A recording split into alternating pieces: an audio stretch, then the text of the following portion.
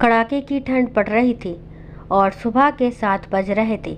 घर की छोटी बेटी रचना की शादी अभी अभी हुई थी।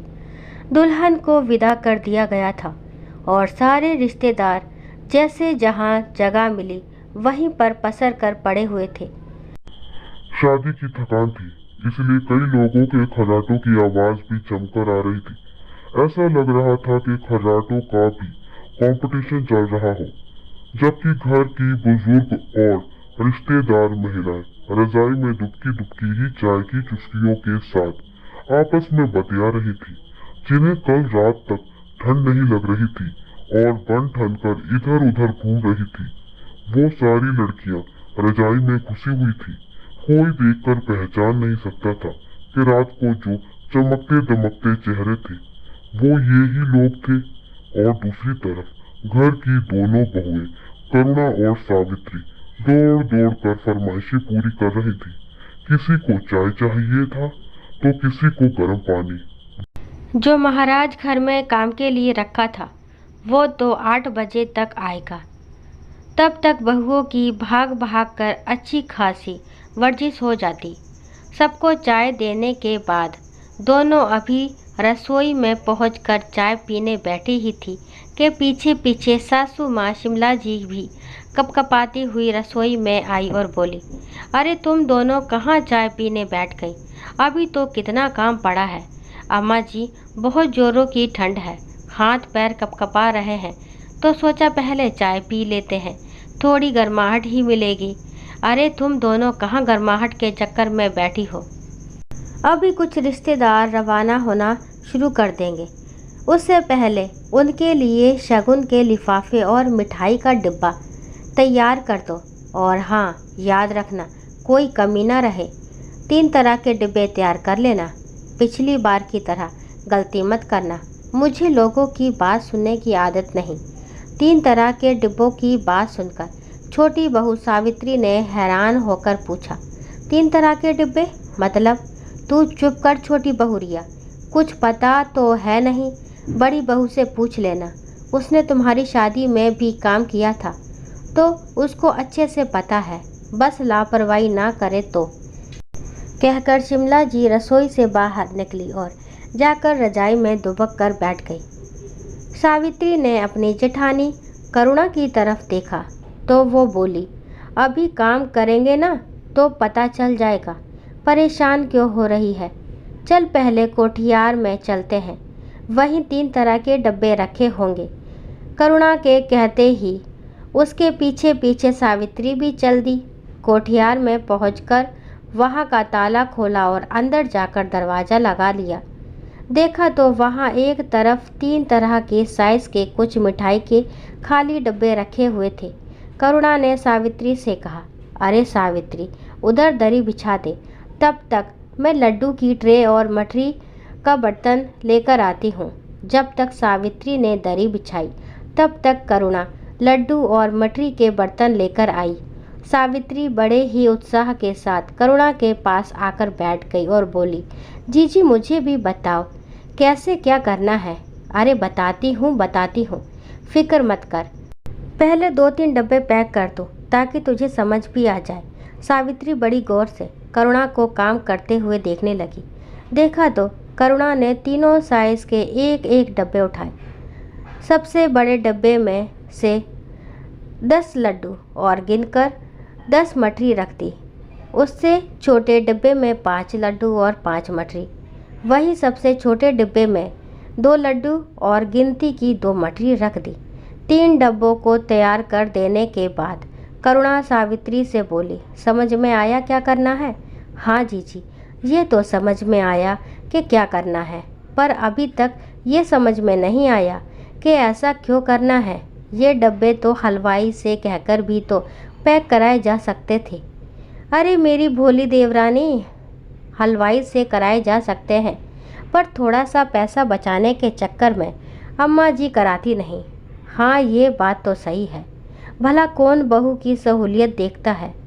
पर एक बात बताओ जीजी, अम्मा जी आपको लापरवाह क्यों कहती हैं, जबकि मैं तो शुरू से देखती आई हूँ आप हर काम बहुत ही तरीके से और समय पर करती हैं और ये 3 तरह के डब्बे क्यों? देख, शादी में हर तरह के मेहमान आते हैं। कुछ खास होते हैं और कुछ से सिर्फ व्यवहार निभाना होता है। उस हिसाब से ये 3 डब्बे तैयार किए हैं। जैसे जो घर के खास रिश्तेदार हैं उन्हें ये बड़ा डब्बा दिया जाएगा, जो यार दोस्त हैं उन्हें दूसरा वाला डब्बा दिया जाएगा, और जो कभी कभार शक्ल दिखाते हैं ऐसे रिश्तेदारों को छोटा डिब्बा दिया जाएगा। ओह, और हमारे मायके वालों को? सावित्री ने प्रश्न भरी निगाह से करुणा की तरफ देखा तो करुणा बोली, अभी तूने सुना नहीं? अम्मा जी ने क्या कहा? यही कि मैं लापरवाह हूँ। बस यही लापरवाही तो की थी मैंने। है जीजी, ये क्या बोल रही हो? हैं जीजी, ये क्या बोल रही हो? और ऐसे काहे की लापरवाही हो गई थी तुमसे? सावित्री ने मुंह पर हाथ रखते हुए हैरानी से कहा कि करुणा ने जवाब दिया, पता है, तेरी शादी के वक्त अम्मा जी ने मेरे मायके वालों को ये छोटा सा डिब्बा मिठाई का देने के लिए कहा था, पर मैंने नहीं दिया। मुझे तो वो मिठाई का डब्बा देते ही शर्म सी आई, इसीलिए मैंने अपनी मर्जी से एक बड़ा डब्बा मिठाई का दे दिया। फिर जीजी, अम्मा जी नाराज़ नहीं हुई? नाराज़? मुझसे 3-4 दिन तक बात नहीं की थी।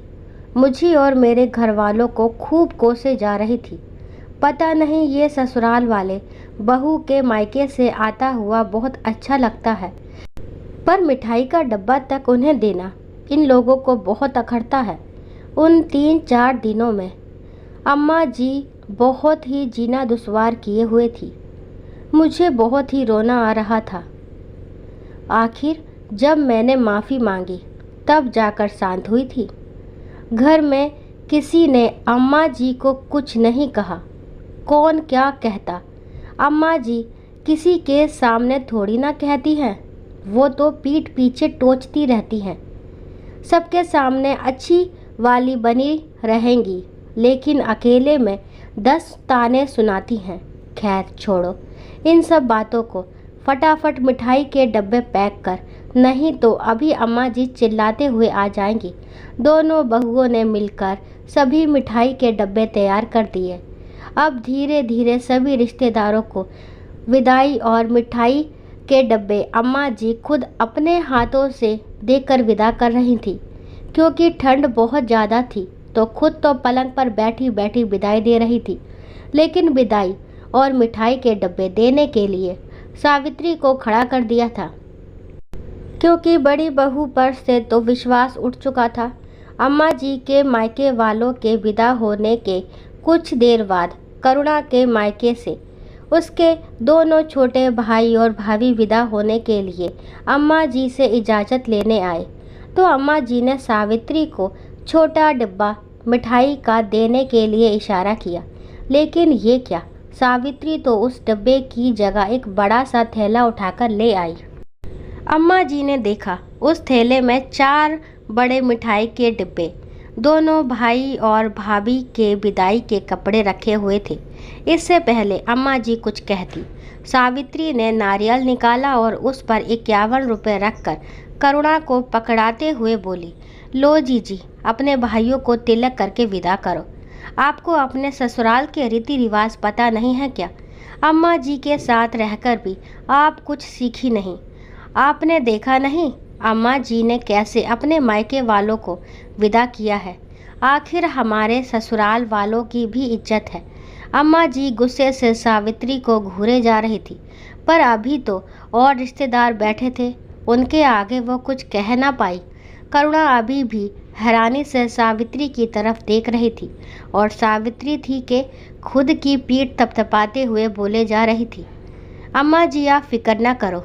जीजी अपने रीति रिवाज भूल गई तो क्या, मैं अपने ससुराल की इज्जत संभाल के रखूँगी। मैं अपने ससुराल वालों की नाक किसी के सामने कटने नहीं दूंगी। और जीजी आप क्या देख रही हो, जल्दी करो, और भी काम है। इतने में ससुर जी भी बोले, अरे बड़ी बहू, अब जल्दी अपने भाई भाभी को विदा करो, उनकी भी ट्रेन का वक्त हो गया है। ससुर जी की बात सुनकर करुणा ने तिलक कर अपने दोनों भाई और भाभी को विदा किया। अम्मा जी कुछ कह भी नहीं पाई। आखिर कहती कैसे? यहाँ तो छोटी बहू खुद अपनी पीठ थपथपा रही थी। साथ ही ससुर जी भी छोटी बहू की समझदारी के कायल हो गए थे। अम्मा जी के नाक पर गुस्सा 3-4 दिन तक जरूर रहा और मन ही मन कुढ़ रही थी कि कहाँ छोटी बहू से काम करवा लिया। पर जब देखा कि छोटी बहू इतनी बेशर्म है कि सास को मनाने की कोशिश भी ना करे, तो अपने आप ही चुप हो गई। दोस्तों, आशा करती हूँ ये कहानी आपको ज़रूर पसंद आई होगी। अगर कहानी पसंद आती है तो प्लीज़ मेरे चैनल को लाइक शेयर सब्सक्राइब करना ना भूलें और इस कहानी के बारे में आपके जो भी विचार कमेंट बॉक्स में ज़रूर बताएं। कहानी को लास्ट तक सुनने के लिए थैंक यू। राम राम, राधे राधे।